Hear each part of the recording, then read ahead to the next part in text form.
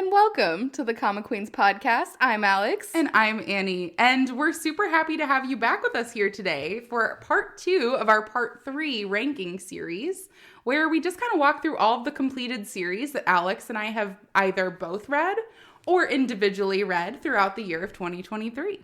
And today, we're focused on stories that Annie has read only. Yes. I've read some pretty great ones this year, but I've also read some that have been a challenge. Yeah, I'm excited. I'm excited to get into this. I think you're going to have a little bit more variety in your scores than I have. I think so too. I was surprised because a lot of the ones that you went through, they were just a really good rating. Yeah. But I feel like maybe I've read a couple that I just really... I think the thing is that you started reading before me, so a lot of the ones that you didn't like, you said, don't read these, and I said, okay. Yeah. I mean, you listened because I have pretty decent taste. But today we're going to delve into the ones that I loved, the ones that I hated, and then we'll just kind of walk through what's recommended and not. So what are we starting with? So... the first one on my list is Daytime Star. This one, the only thing I can say is Chef's Kiss. I love this series. It is so good. Unfortunately, it is now a Daily Pass series, which is not my personal favorite setup. Mm-hmm. But I was one of the lucky ones who saw that it was going to be a Daily Pass series. And I binged it all before it actually became one. So I think that gave my reading experience a little bit of a boost. But this one is essentially about Yura. She's a struggling actress who eventually gets her big break as a secondary role in a movie alongside a super hyper famous star, Seung-hyeon. Mm-hmm. And essentially, like, she's just kind of trampled over by everybody. But Seung-hyeon, like, really takes a liking to her, gives her advice to, like, boost her up. And essentially, she just kind of kills it in this role. And it's just like about the start of her career and the start of this relationship now with Seung-hyeon. I will say he is a top tier green flag golden retriever. So if that is everybody else's cup of tea, you will love this series. And I adore it. It is S tier for me all of the way.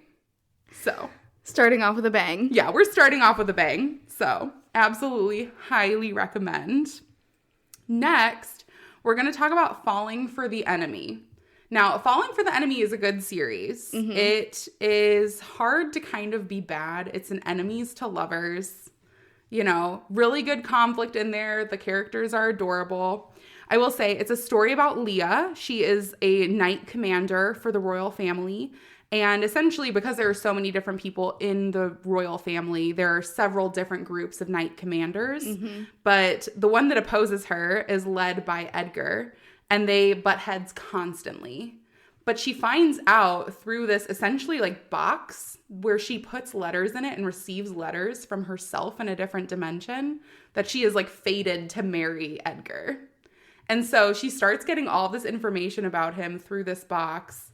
And it's essentially just about how she finds out they're not as big of enemies as they were before. Shout out to this story. They have some of the funniest secondary characters. Essentially, the other like people underneath their command start shipping them together. Mm-hmm. And so they're all working together to like make sure they end up together in the end. It is super cute. I will say, like, with it being cute, to me, it's like a B. Mm-hmm. Like, it's an average rating. It is a little bit shorter than I wanted it to be. And ultimately, like, as great as the characters are, like, it just kind of felt rushed at the end. Yeah, and that is something that we both hate when things feel a little bit rushed and we don't get, 10 episodes of fluff. Exactly. It's hard to do 10 episodes of fluff out of 50 episodes. Yeah. But it is a good series. It's a fairly quick read. But yeah, I mean, the characters are good. It's a good story. So, all around B tier. Now, next and very much probably least on my list is going to be Follow the Breadcrumbs. And I want everyone to hear me out because I do know that this story has some mixed reviews. Does it? So I read it for you. I've only heard your review, so excited to hear what other people thought. So not very mixed. So essentially the story is about Yael. She's a girl who's reincarnated as the witch in the story Hansel and Gretel. So she's known for fattening up the kids, trying to cook them, etc. And the kids foil her plans and she dies. And she has no intention of doing this. She's like, I live in a freaking candy house. I'm just going to make the most of this situation. And when the kids stumble across her cabin, she essentially raises them. Mm-hmm. So then it becomes this story where because Hansel and Gretel survived, Hansel takes his claim to the throne. Like the entire story is thrown off. And essentially Hansel had fallen in love with the witch while she was taking care of him. And so he essentially calls her back to the palace and is trying to like woo her. This one does not sit right with me. And this will be a surprise to nobody who has listened to our podcast. But it is my least favorite trope ever to have somebody who raised children. And I mean, she is there like through their entire childhood. Yeah. And then she becomes the love interest. It just doesn't sit right. I know. I have to give it an F. Yeah. You failed. Fair enough. You failed to grip me. Literally, actual words that came out of my mouth was, I have 10 more episodes of this series, and I'm really struggling to get through this. Yeah, I remember that. You started reading this like right around when we both started reading comics together. I know. And you immediately said, don't read this one. And I think it took you a really long time to finish this one, too. It did. I had to do it. I set my own daily pass limit. It was not a daily pass read. It was available on Manta. I was fully able to read the whole thing at once, but I had to do it in doses. And realistically only completed it because I felt like I would be a quitter if I didn't. Yeah, I feel that too.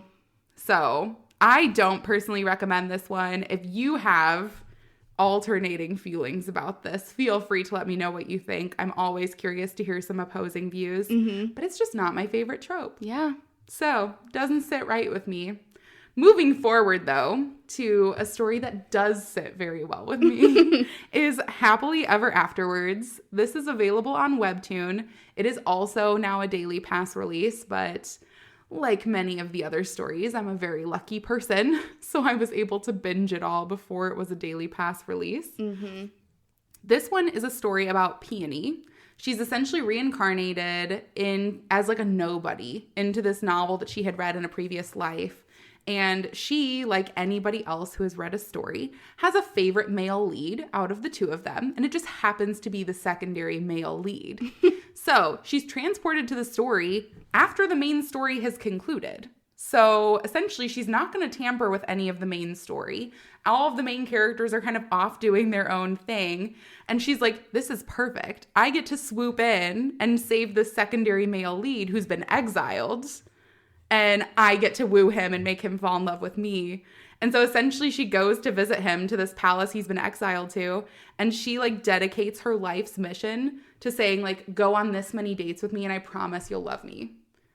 And so it's about how basically she took the end of the story and made her own end to the story.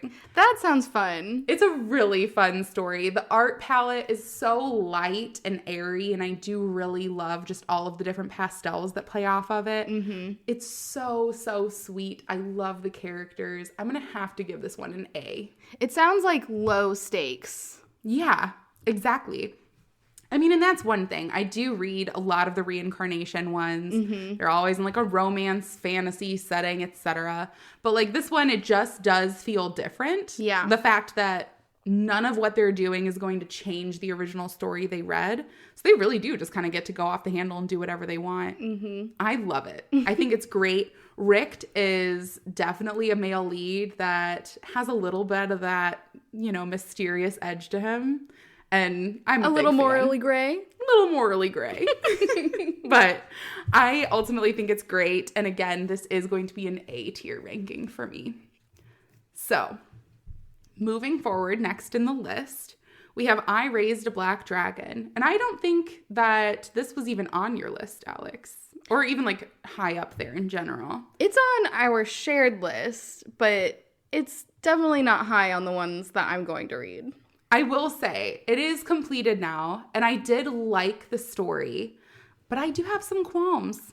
And what are those? So, starting out, it's a story essentially about a girl named Noah. She's reincarnated into the body of a villainess in a story that she's read. And the villainess's name is Eleonora. And Noah essentially decides, she's like, I'm just going to live in the countryside, do my own thing, and like not bother with any of this story, until she realizes that she essentially hatches an egg of a dragon that was meant for the main character, Rania, in the story. Mm-hmm. And she goes, why was this even here? That's not a part of the story. What's going on? And essentially she finds out that the character that she's been reincarnated into was working on changing the story herself. She does a bunch of like black magic things and everything else. So when she runs into Sir Leonard, the police officer who's investigating Eleonora, he obviously has a lot of questions, has to figure out that this isn't Eleonora. And they're essentially trying to work together to figure out what she was scheming and what all has gone on so that they can try to fix the previous Eleonora's different changes. It sounds interesting. It is a very interesting story. What I will say is that this one is classified as a romance. It is definitely a slow burn, but ultimately I do not feel you get any payoff for this series at all. I mean, the entire series is essentially like continuous conflicts that are getting resolved, or, you know, they're figuring things out as they go. And then it just feels abrupt and like it ends. Oh, I don't like that. I know. So as much as I really liked the story, the art is beautiful. I loved the characters, and I really did like just the romantic tension between the two of them. Ultimately, I didn't feel I got the payoff for it. So I'm going to have to give it a C. Right in the middle. Right in the middle. You know, maybe if we got a little bit of an epilogue or something, you know, it'd be a little bit different. But unfortunately, not the case. So, moving forward, this is one that Alex has heard me talk about quite a bit. Yes. Mage and Demon Queen is next on the rankings list. This is a story I highly recommend to everybody. I will say, girl love is not usually a genre that Alex and I find many series for. Yeah, there's not as many on the apps that we have seen. Yeah. And maybe we're looking in the wrong places. So Yeah. please, if anybody can help us find some more, I'm perfectly fine with reading more of them. But Mage and Demon Queen, I think, sets the bar super high for girl loves. It is such a cute story. It's about Mallory, and she is a mage that essentially continues going there with a party of members to try to defeat the Demon Queen in the Demon Tower. And she's continuously losing, and the Demon Queen just kind of scoffs at her and laughs like, what would you possibly be doing here? And Mallory essentially confesses that she just continues to come back to this tower because she's desperately in love with the Demon Queen and she wants them to end up together. And the Demon Queen immediately is just like, that's ridiculous. This is so stupid. You don't love me. You have no idea anything about me. And in her continuous visits to this tower, the Demon Queen Valverosa is like, actually, this girl does kind of love me. Essentially, there's this huge, like, you know, give and take. Mallory stops showing up to the tower and Val is missing her desperately. She's like, gosh, why do I miss her presence even though she's continuously trying to defeat me?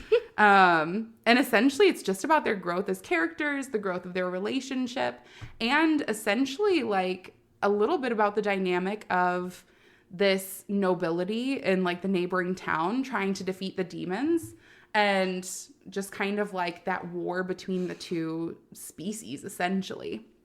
Ultimately, this one completed, like, fairly recently. And it was just a really good series. It's super wholesome. I love it so much. The side characters add to the story. There are quite a few of them, but it doesn't ever feel like too much. And the series wrapped up so well. I'm going to have to give it an A tier. Wow. It sounds pretty good. Is it a long one? And is it a daily long. pass? So it is long, but it's not daily pass right now. Okay. So as of this point when this is releasing, you can still binge read this.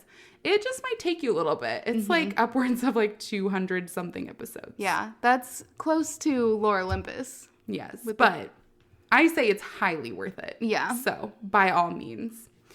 Now, next on the list, this might be a controversial opinion. Marry My Husband is a series on Webtoon, and I loved this one at the start. I adored it. It was so good. It's essentially about a girl named Jiwon. She is, in the beginning of the story, dying of cancer. She's very alone. Like, you just see her in her hospital room, just miserable and dying. And she goes home to find her husband and her best friend sleeping together. Oh, no. And essentially talking about how they're just looking forward to the insurance payout for when she passes away. Oh, my heart. When she ends up hearing it, she goes to confront them, and the husband kills her.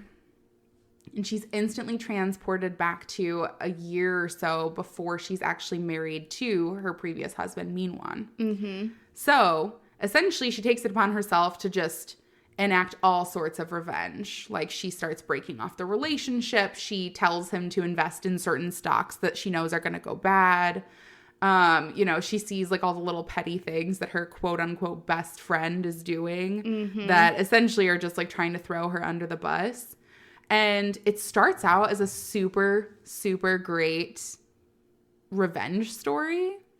But ultimately, it didn't go in the way that I wanted it to. They kind of started bringing in different plot lines that I didn't personally feel made too much sense. Mm-hmm. So you find out that she's not the only one who was transported back into time, and she knew all of these other people in her previous life but didn't realize it.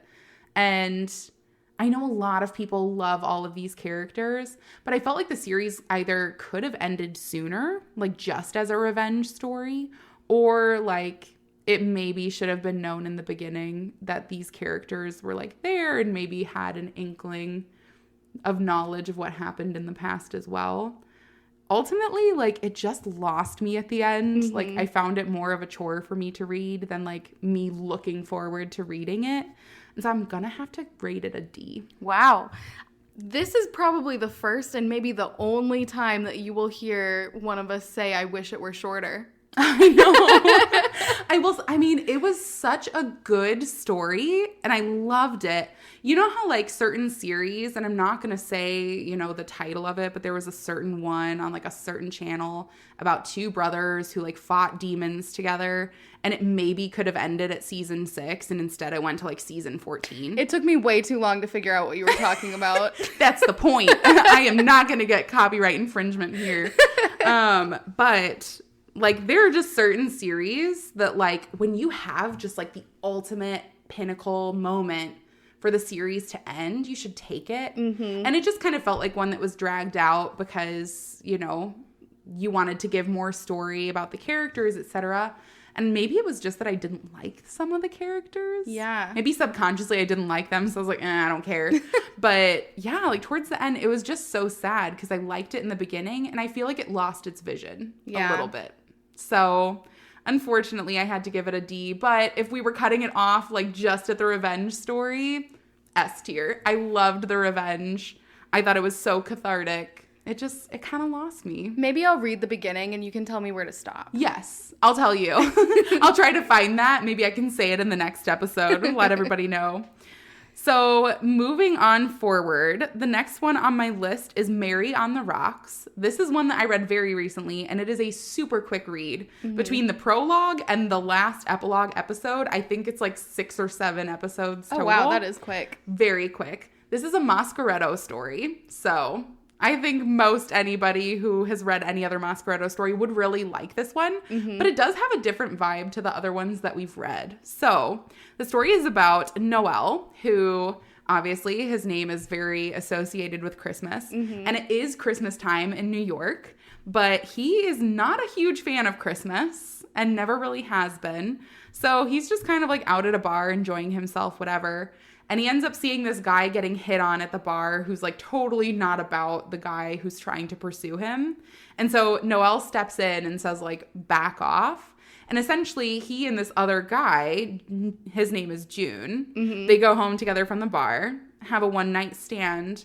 And then when they both go to work the next morning, find out that they're doing rivalry pitches for a different client because they're both in rivalry marketing companies. Oh my gosh. This is checking all of the boxes. I have to read this one. It is so good. Again, like the main story is only like 4 episodes. And I just love the imagery. The art is different than some of the other pairings with Masqueretto stories.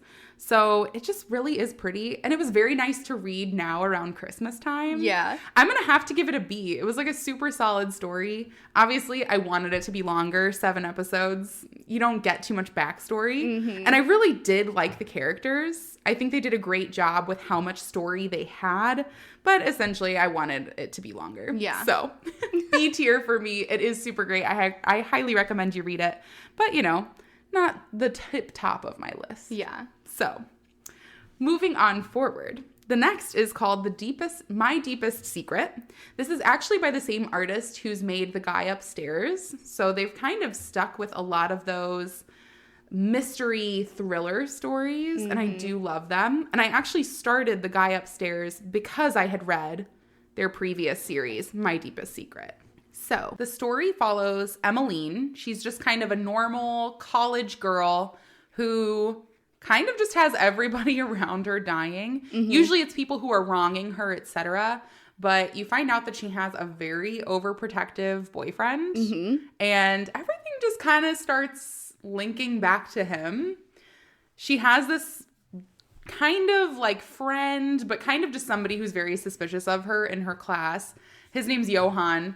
And he's just like all about the like trying to solve the mystery. Like, I don't know, he maybe watches like all of those different documentaries like I do. And so essentially he's like kind of linking everything back to her boyfriend and like trying to solve it by himself. Interesting. It is such a good mystery thriller. It has a really good twist at the end. I will say too, the artist's art has progressed so much from this one to The Guy Upstairs. So I'm just really like glad to have seen that progression as well. It's like a super solid story. I'm going to say this one is probably a B ranking for me. Yeah, it sounds really interesting. And I've been trying to get into mystery thrillers a lot more, especially after Ripple Rooter and Winter Wolf and all of those. So definitely something I'm going to be looking into. Yeah, I think you should. It'll be a really fun one for you. So next, the next story on the list is called My Husband, My Sister, and I. This is one available on Manta, and I'm pretty sure the exact conversation I had with you, Alex, was don't read this. Yeah, I think it was word for word. You know, just trying to recall. The general gist is that this is about Liana, who finds out on her anniversary dinner that her husband George is cheating on her with her sister Lisbeth. There's also, for some reason, she loops in the emperor, and then they get married, and he takes Liana and the sister as his wives/concubine. It just goes in so many different directions, and the problem is that it is like conflict from start to finish. Like, I kid you not, the only episode where there is any like reprieve is the second to last episode, and then there's the last episode, and that's it. So just not enough of an ending. There's not enough of an ending. There's not enough of a resolve. You don't feel like after everything that the sister and the husband have done that there was enough justice in the end. It's just not my favorite at all. And I know there are some people who really liked this one. If it was just the revenge story and it didn't have all this other little weird stuff happening in the side, maybe I'd like it better. But because it is what it is, at face value, it's an F tier for me. Yeah. Well, this is one too that the cover actually really gripped my attention when I was looking into it, like just, you know, scrolling through.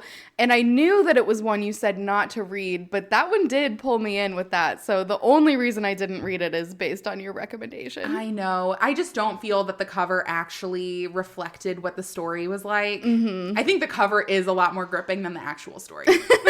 That's how I'll put it. Maybe we'll make it a movie poster. Ooh, yeah, that would be fun. I mean, they picked like the best possible image, but I just think that the image was better than the actual story. Yeah. So, fair enough. Unfortunate.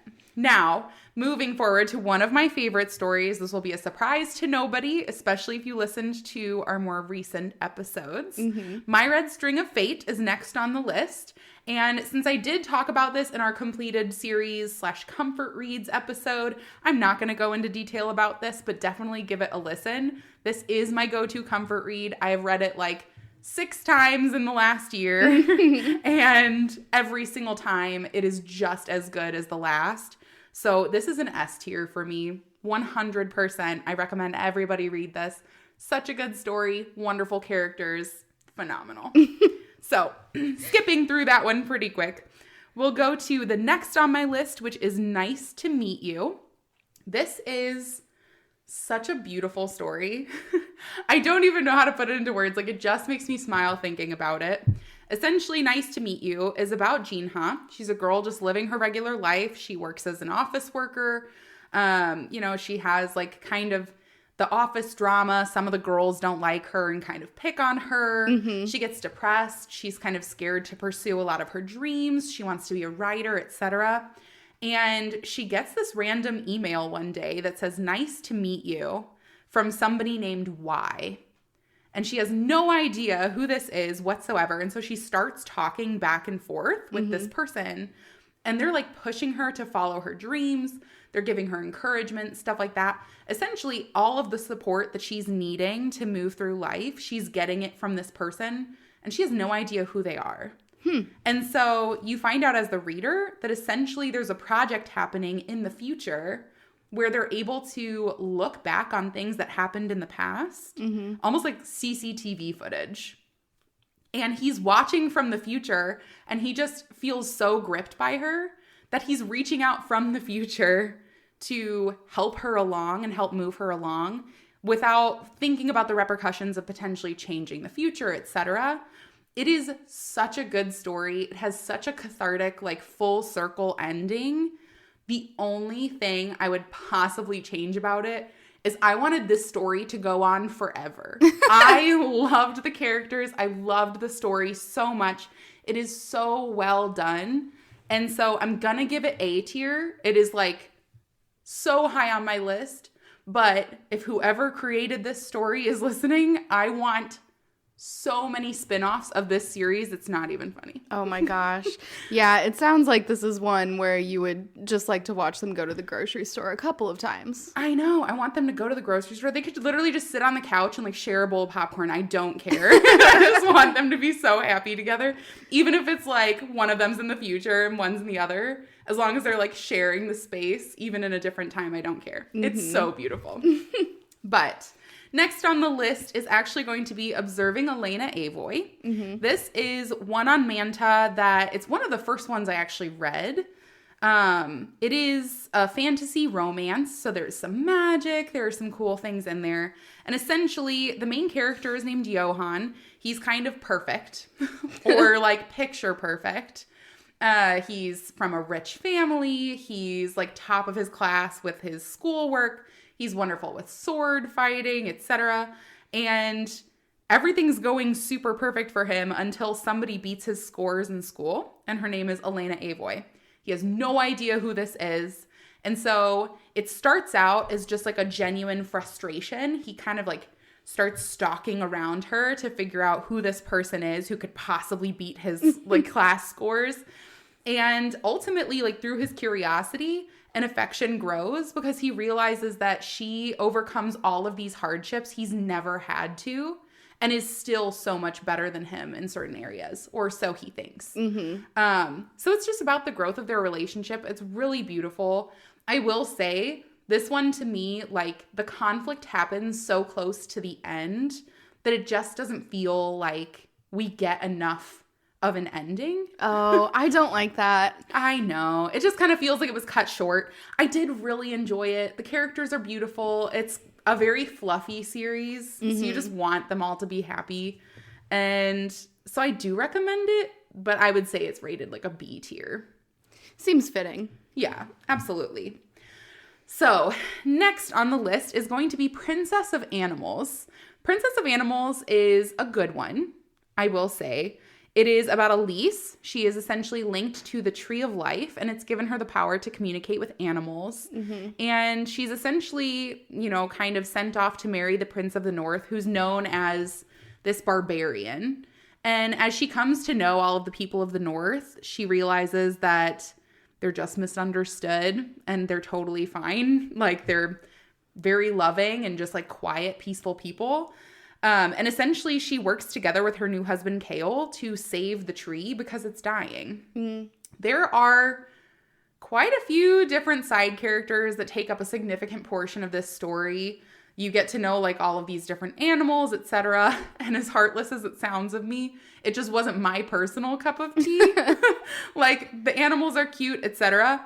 Honestly, it kind of more reminds me of something that I would like introduce to my son. Like it really wasn't one that had any themes I couldn't introduce to him. And he's, you know, like not even in his teens yet. Yeah. So I do think like it is a wholesome one that could be read like by the family, but it just wasn't one that like really scratched the itch that I was wanting, I guess. So this one's going to be a C tier for me, I think. Right in the middle. Yeah. It's like a very standard story. It's a good one. A C It's for just- cute. Yeah, it's very cute. That's the perfect way to describe it. Speaking of cute, the next one is also kind of cute, but this one's a little bit more complex. So the next on my list is Savor the Taste, which I loved starting out. But this story is, again, it just has all of those branches of storylines. And the problem is that, like, they took the side characters and essentially made that the main storyline for a significant portion of the story. So you have the main characters, and then you don't see or hear anything about them for, like, 15 episodes. That's a really long time. I know. For a series of, like, 80 episodes, like, there's like at least 15 of them that just have nothing to do with the main characters at all. Yeah. So essentially the story is about Luana. She's the illegitimate daughter of a noble family, and the family, other than one of their daughters, is sentenced to death by the emperor because he's trying to marry the daughter, and he thinks killing off her family is gonna, I don't know, woo her. Who knows? An interesting way to go about Yeah, it. it's an interesting way. The person who's tasked with killing the family is Duke Legion, and when he sees Luana at their sentencing, essentially, he sees that she's like not taking anything seriously. She's like trying to scarf down food, and essentially you find out she's a foodie. She was just trying to live a quiet life, eating all of her comfort foods, etc. by herself. She's all of us. Yeah, a girl after my own heart. But when he eats the food, he realizes that it tastes really great. And he has a curse on him that makes all of the food taste absolutely disgusting. So he's like, I'll keep you alive, but only as my personal chef. And so it's kind of about like how a man's heart is through his stomach. She like makes him all this food. They fall in love, etc. But it's also essentially about the emperor who's like trying to kill everybody for no reason. I really, if the story was just Luana and Duke Legion, I think I would like it better. Yeah. But because it just goes in so many directions, I have to say it's D tier for me. It's just like, I wanted to like it, but it just wasn't there for me. So I don't know. Maybe you could try it out. Yeah, we'll see. Yeah. With that description, I'm not sure if I will. Oh, I didn't. I mean, I think I did it justice. So. I think you did it justice. I just don't know if that makes me want to read it. That's fair.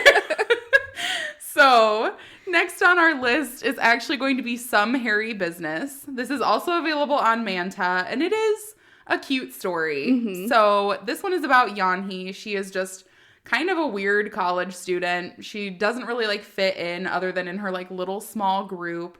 And essentially she goes out for a night drinking and wakes up the next day at like the most popular guy at school's house. And like she's pretty, you know, scantily clad. She's like, what the hell happened? Did we sleep together? And she essentially finds out that they didn't sleep together, but she did give the guy a full Brazilian wax. Like, can't make this stuff up. So essentially, the guy, Seixi, says, look, I mean, you're freaking weird for wanting to do that, but if you fake date me, then I won't tell everybody that you're weird. Okay, two quick things.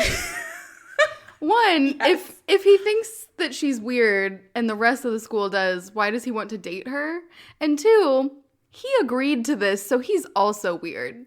Yeah. So you find out essentially that I guess his previous girlfriend is trying to get back with him, and he's just kind of trying to make her jealous. And she's honestly a real toxic bitch. Like, there's no other way around it. She's a terrible character. There are other side characters, and I'm just like, I hate them. Yeah. I don't like them very much. The two main characters are cute, and you find out he has like some insecurities about having a lot of body hair, which is why he agreed to the Brazilian wax in the first place. It's just a very obscure one. I've never read one like this. Still haven't. It's cute. The characters are cute. It's a C tier for me. Like, it's not like my favorite go-to. I'm glad that I read it once, but I'm not going to go back to it. It sounds like an interesting concept. I might have to read that one. It's cute, and it's a quick read. Yeah. So I think that, you'd enjoy it. Now, next on the list, I do actually think you would love this one, Alex. It is called Summer Solstice Point. It is a very cute story, and I do talk about this in our Legion Comics highlight, so I know you've heard a little bit about it. But this one just has Alex aesthetics written all over it. The art very much matches the mood, and it essentially follows Seo Hakim, who's like a 28-year-old divorced woman who's just really kind of coming to terms with the fact that like her life is not where she wanted it to be. And while all of these terrible things are happening, she's divorced, she's like really just trying to find her place.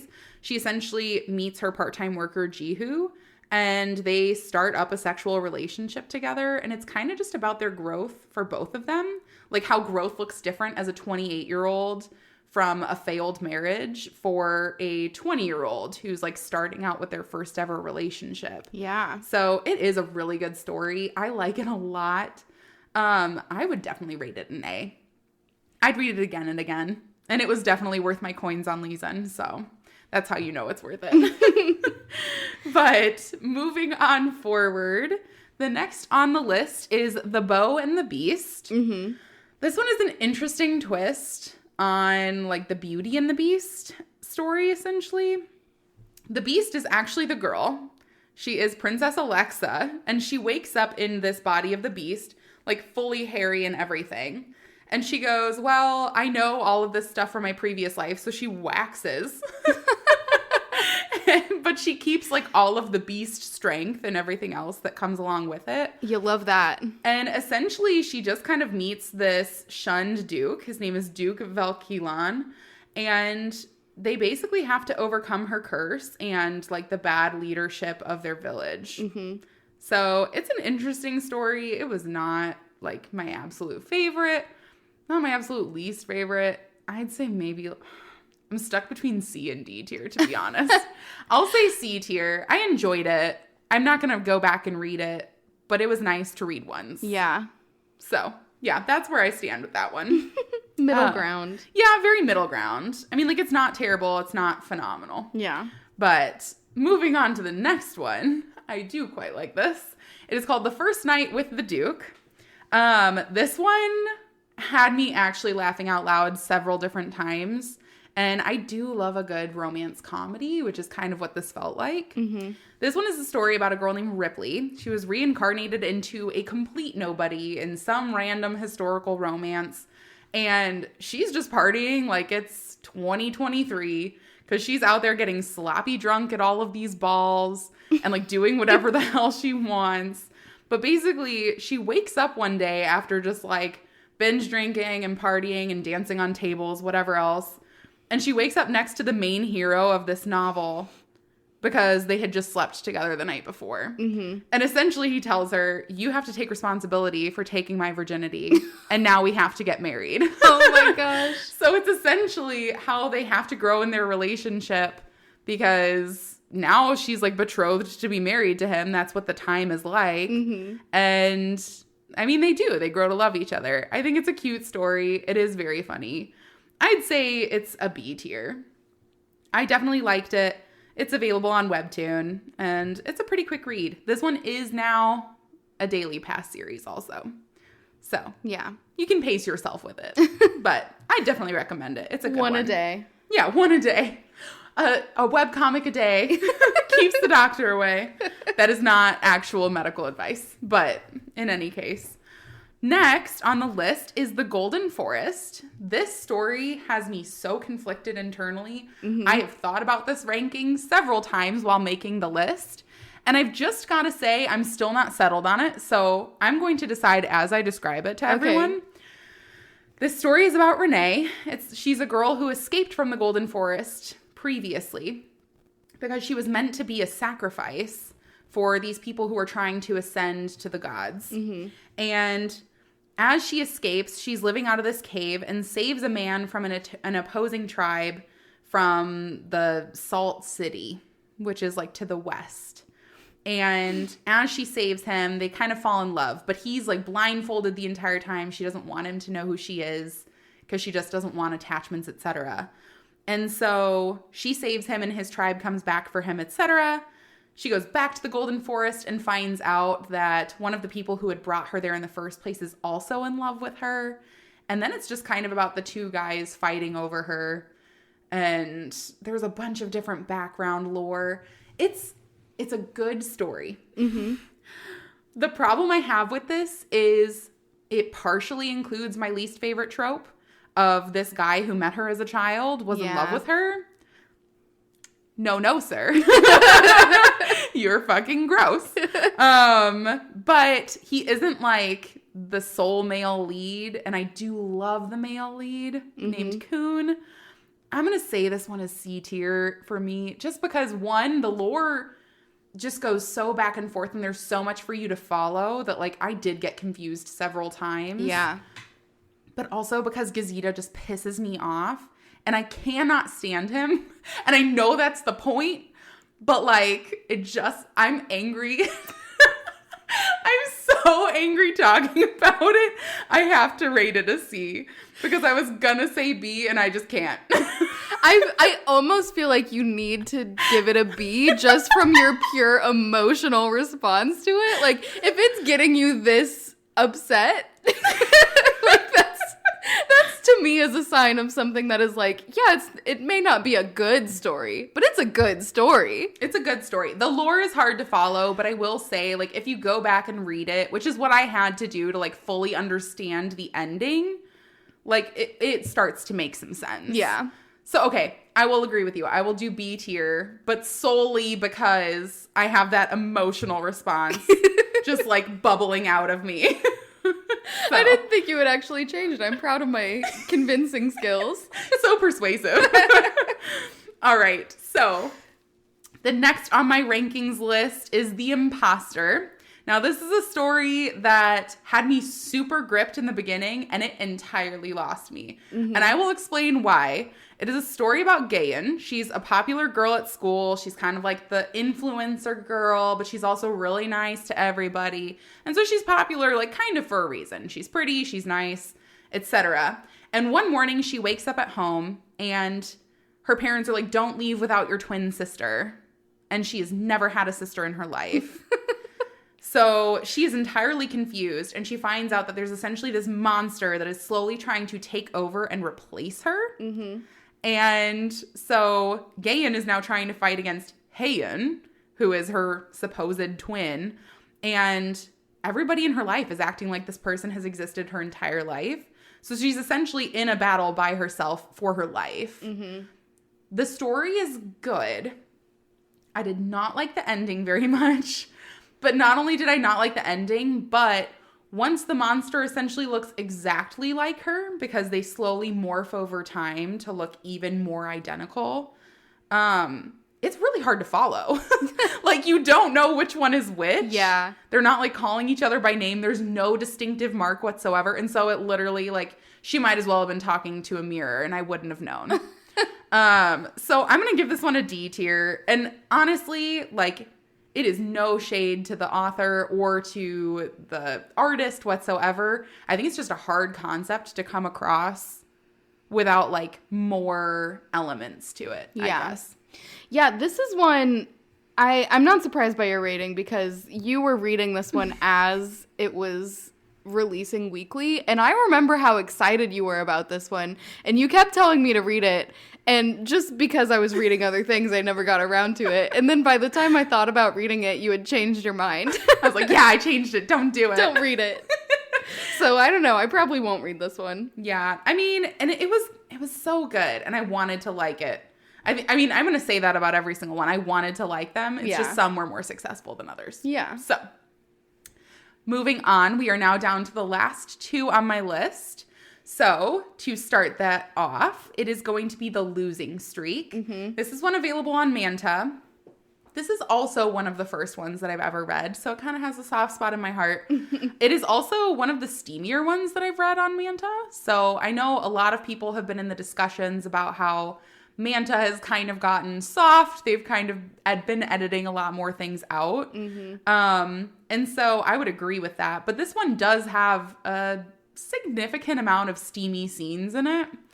It is essentially about Seong-ha. She is the owner of like a low tier baseball team and they suck. Like, for lack of a better word, they never win. She keeps bringing like all of her lucky jerseys and everything else to the games and nothing works. And essentially she meets John at one of the games and he's sitting next to her and cheering. And they're sat next to each other for the kiss cam. And when they kiss, it's like a magic switch and the team is like immediately winning all of their games. And so she essentially says, I will pay for your tickets. I will pay for your beer. I will pay for your chicken. I'll pay for your lodging. If they're in an away game, you need to come with me to all of these games because maybe you're the luck charm I need to make this team win. And they're continuing to win as they're together. That seems plausible. I feel like sports fans are very superstitious. Well, I mean, and she's the owner of the team. She wants them to win. Yeah. I will say as well, there are quite a few side characters in this story, and I like them. Like, they're actual good characters, and they make sense in the story. So, I ultimately would rate this one a B. It's a really good story to read. It's not like one of my favorites, but I think it's super well done. So, last but not least is True Beauty, which anybody in the webcomic world has probably at least heard of, or maybe you've even seen it in the physical copies because they have been printing these out as prints. So, True Beauty is off of Webtoon, and it is a very popular series. It is about Jung-yeong, who is essentially a girl who uses makeup to find her self-confidence, but it's essentially like a very long-form story about how it can be a tool to make you feel better about yourself, but sometimes you can do that to your detriment where you don't feel good about yourself without the makeup. And so essentially she has this facade that she puts on for other people where, you know, she's all done up and she has all the makeup, but she kind of feels like she needs to keep up those appearances in order to keep people liking her, etc. Within the story, she meets two different male leads, and one of them knows her without the makeup, one of them doesn't. And you see kind of how both of those relationships go way differently and how she approaches them differently. It is a very well-written story. I will say this one specifically had a lot of spin-off episodes that did not revolve around the main characters. And I wasn't the biggest fan of those. Yeah. But overall, I did really like the series and I liked all of the characters. They had a lot of depth. I'm going to give this one also, oh gosh, maybe an A. I'll give it a B rating. Okay. I don't think I would go back to read it. It is quite a long series, but I do think it's something that everybody should read at least once. It's a really good story. Yeah, it sounds really relatable. Yeah, it's a super relatable story. Well, maybe not for me. I don't like wearing makeup. But that's because I'm lazy, so no biggies there. But that is actually the end of my tier list. So thank you all very much for listening to my rants about all of the series that I've personally completed this year. And I am wishing you all a happy 2024 moving forward. But remember to join us for part 3, where Alex and I talk through all of the webcomics that we've read together in 2023, and we give them our tier rating. Goodbye. Goodbye.